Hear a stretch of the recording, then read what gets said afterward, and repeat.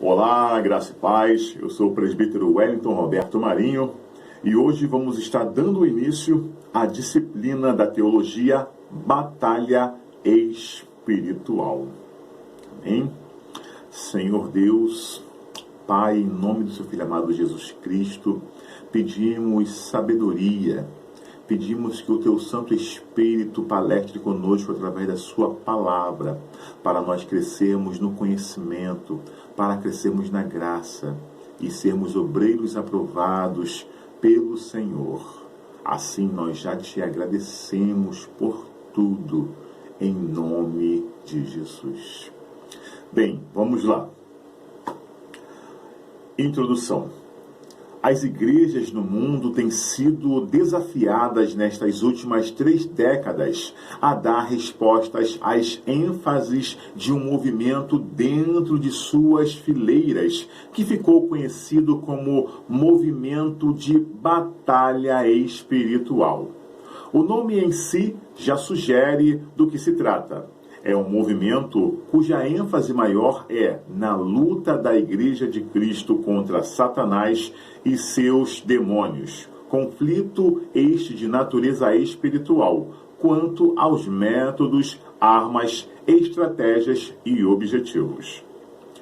Este crescente interesse em círculos evangélicos por Satanás, demônios, espíritos malignos e o misterioso mundo dos anjos corresponde ao surto de misticismo atual. O interesse crescente no mundo nos dias de hoje pelos anjos maus e bons e pelo oculto. Mas não somente no mundo. Dentro da própria igreja cristã assistimos o crescimento vertiginoso da busca pelo miraculoso e sobrenatural, na esteira do neopentecostalismo. Por neopentecostalismo, quero dizer aqueles movimentos surgidos em décadas recentes, que são desdobramentos do pentecostalismo clássico do início do século, mas que abandonaram algumas de suas ênfases caracterizadas e adquiriram marcas próprias, como ênfase em revelações diretas, curas, batalha espiritual e, particularmente, uma maneira de encarar a realidade espiritual. Esse movimento é caracterizado por uma leitura das Escrituras e da realidade sempre em termos da ação sobrenatural de Deus. Deus é percebido somente em termos de sua ação extraordinária.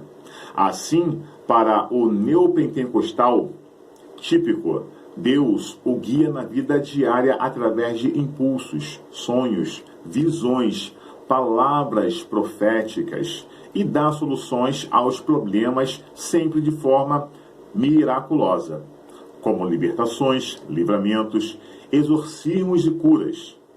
A doutrina que caracteriza, mais que qualquer outra, as igrejas evangélicas no Brasil hoje é a crença em milagres.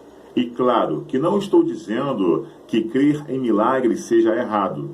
O que estou dizendo é que, na hora em que a crença em milagres contemporâneos e diários passa a ser a característica maior da igreja evangélica, algo está errado. A hermenêutica sobrenaturalista do neopentecostalismo representa um desafio para uma das doutrinas típicas da tradição reformada, que é a providência de Deus, partindo das Escrituras. Os reformados usam o termo providência para se referir à ação de Deus, pelo seu Espírito, agindo no mundo através de pessoas e circunstâncias da vida para atingir seus próprios propósitos. Esses meios não são intervenções miraculosas ou extraordinárias de Deus na vida humana, mas simplesmente meios naturais secundários.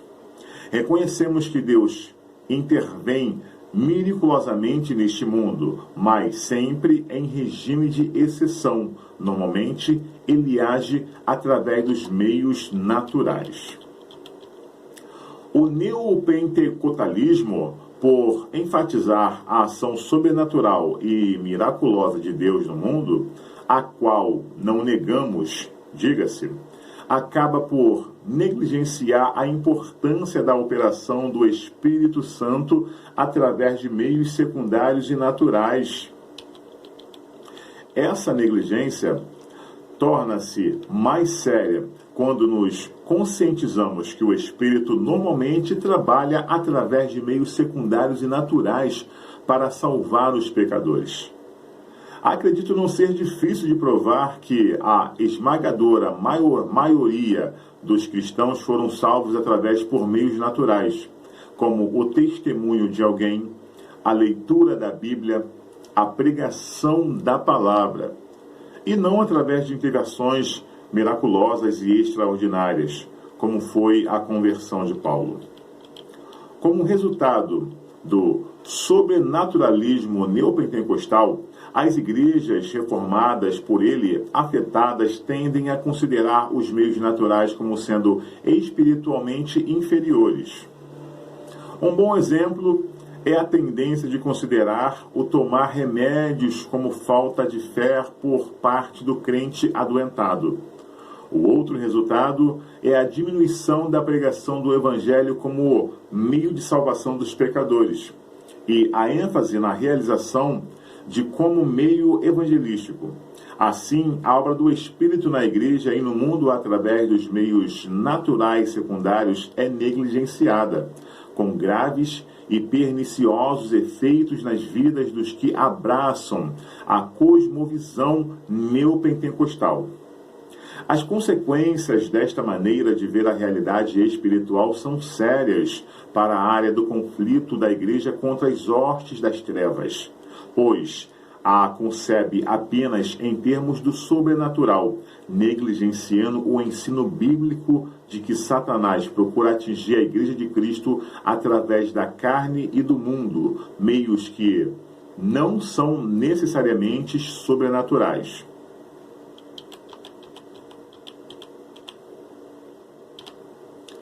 Conquanto devemos dar as boas-vindas a todo e qualquer movimento na igreja que venha nos ajudar a melhor nos preparar para enfrentar os ataques das hostes malignas contra a igreja. Este movimento polêmico tem traduzido algumas preocupações sérias a pastores, estudiosos e líderes evangélicos no mundo todo, não somente nas igrejas evangélicas históricas, como até mesmo de igrejas pentecostais clássicas. Mesmo organizações internacionais como o Comitê de Lausanne para a Evangelização Mundial têm expressado suas preocupações com os ensinos deste movimento, numa declaração do seu grupo de trabalho feita em 1993 em Londres. Existem várias razões para essa preocupação. Uma delas é que o movimento, onde tem ganhado a adesão de pastores e comunidades, tem produzido um tipo de cristianismo em que a atividade satânica se tornou o centro e mesmo a razão de ser da existência destes mistérios e igrejas. Nestes casos, embora geralmente as doutrinas fundamentais de fé cristã não tenham sido negadas, há exceções. Elas são, via de regra, relegadas a plano secundário, desaparecendo do ensino e da liturgia.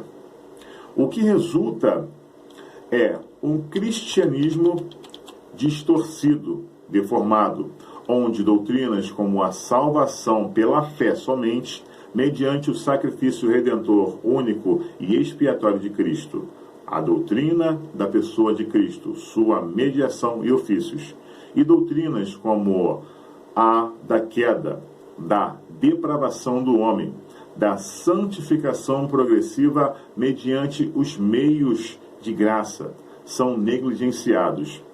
Não é que estas igrejas e os proponentes do movimento neguem necessariamente esses pontos, mas certamente não lhes dão a ênfase necessária e devidas que recebem nas próprias escrituras.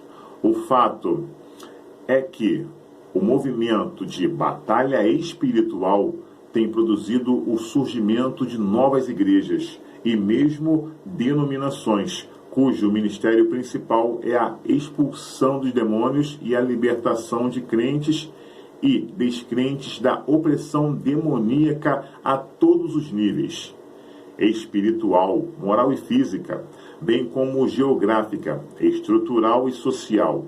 Mas não somente isto. As ideias e práticas difundidas pelo movimento têm se infiltrado nas igrejas históricas, cativando muito dos pastores, oficiais e membros.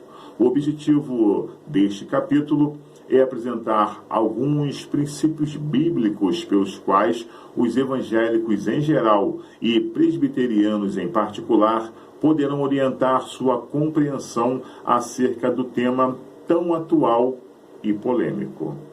Amém? Que Deus vos abençoe e até o próximo estudo, em nome de Jesus.